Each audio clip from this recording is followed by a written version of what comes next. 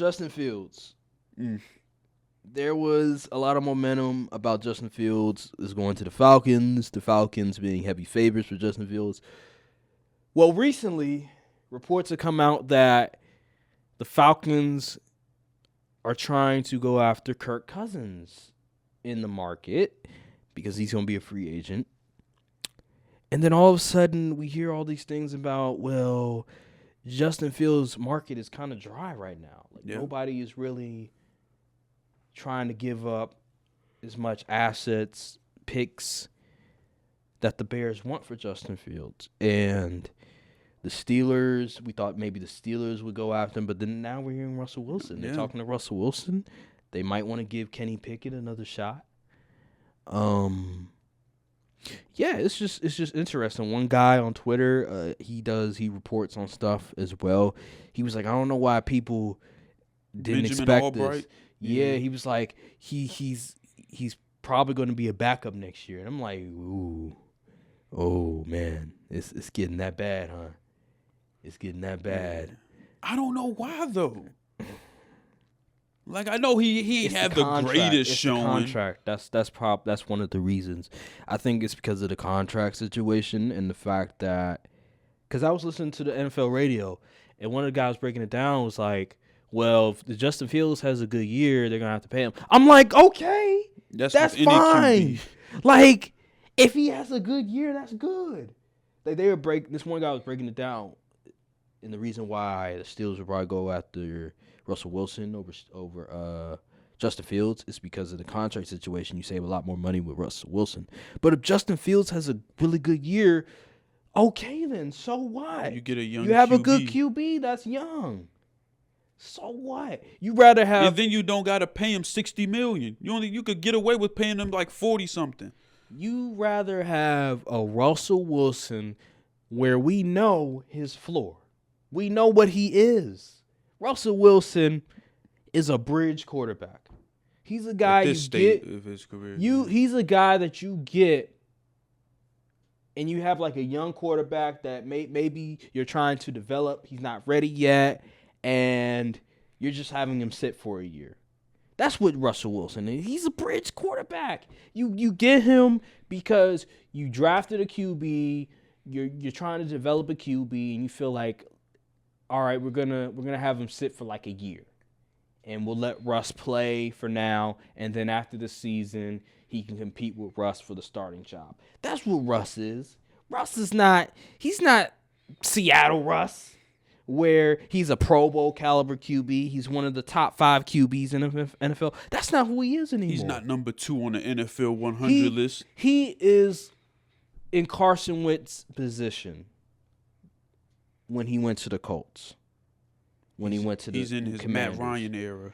He's in that era, the Phillip Rivers when he went to the Colts era, where he's not bad. He can start, but you're not gonna love it. You're not gonna like it. He's just there temporarily until we find a young QB to replace him. That's what he is nowadays. While with Justin Fields, there's still the unknown of, is he good? Is he not? Is he going to be really good if he has the right people around him, right coaching around him, or is he just not that good? And with Justin Fields, I get the contract situation, but at the end of the day, why does it matter if he's good? If he's good, so what? Do your job and try to find players on the cheap. Draft good players. Why does it matter? Like, that whole excuse is just alarming to me, because you're gonna have to pay a good quarterback regardless. Yes. It doesn't matter what it is. Like, you're gonna have to pay him regardless. It's not always a perfect world where you draft the QB, you get him on a rookie deal, and they're Patrick Mahomes. And in the second year, they just come out blazing, and you're able to capitalize. That just doesn't happen. Those are rare cases. It just happens. It just happens, man. Like, that is not reality. That is a once in like a century type of scenario. Like, once in maybe 10 years, 20 years scenario. It just doesn't happen. And like, the fact that these teams or these people think that way is just absurd to me. It just doesn't make any sense. And let's say you do somehow get a good enough pick to get a top guy. They could just be like Justin Herbert. They could be so talented, but y'all still don't win because the roster's lacking. And look at C.J. Stroud. C.J. Stroud, in his 1 year, surpassed everything Justin Herbert did in his, 4 years in the league? For team success-wise? A good example, Matthew Stafford. Matthew Stafford, number 1 pick, talented player, didn't have much around him. He gets traded for was it a second round pick, second and some picks? He wins the championship. I thought they got at least one first, but okay. Regardless, they gave up picks for him. They gave up maybe a first and some other picks for him. The Rams trade for him. He wins a Super Bowl. They pay him. Guess what? 2 years later, they make the playoffs again. They're still in a great position. They were in cap hell. Now they're not in cap hell because they did their job. They know what they're doing. They know how to draft. They know how to trade. These excuses for why you don't want to get a young quarterback that could possibly be good for you is absurd. It's absurd. If he's good, if you know he's going to be good for your system, get him. Don't worry about paying him. Just don't worry about it. That's how you stay mediocre. That's how you stay as an incompetent franchise, because you're too afraid to pay a quarterback for what he's worth. Jerry Jones.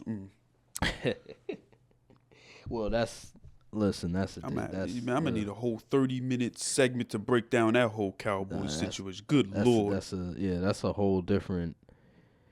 Whew. Man. Playing hardball with QB money is never the way to go. No, man, no. Because the more you wait, the more the price of the brick go up. And the cap, they got more money. Yeah. On the cap. So you just missed your opportunity to get a good deal for yourself. Yep. Now the price is gonna go up. The price of the brick went up. Yep. Because you didn't take it upon yourself to get the deal done initially. Because we all know, football, NFL is the number 1 sport when it comes to generating money. So you know the cap is going to go up. Yep. So that's why you have to capitalize on getting the QB signed. Stop trying to hoe a man. Stop trying to play hardball when you know the cap is going to go up. It goes up literally every year. Listen, as long as he's not going the Deshaun Watson route, fully guaranteed, what is the problem?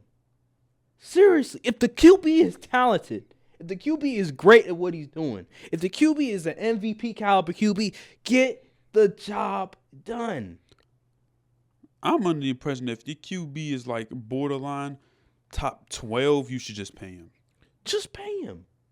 As long as they're not asking for a fully guaranteed deal, pay them. The cap is going to go up.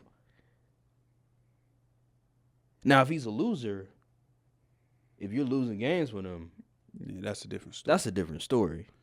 You might have to make some changes. You might have to make some changes. But roster building and all that. But and he's like, I don't know. Some years he might be 15. Some years he might be 12. Some years he might be 10. He's never in Dak Prescott, for example. He's always on that top 10. This year he was in the top 2 for MVP. He's worth the money, and he makes the playoffs. He's worth the money. But a Kyler Murray, I say Kyler's worth the money. I mean, he's talented, but damn, they gave him a lot of money. But regardless, Deshaun, don't compared to what QB's about to get now, it's not that much. Yeah, man. Just pay the man, dog. Stop making it complicated. Just stop making it complicated. Look, cold world, still a cold world. And a couple of y'all is cool, but we a little more thorough. Whole time, a little more girls. You know I spit that sick shit and it's still no cure. Hold up, loud packs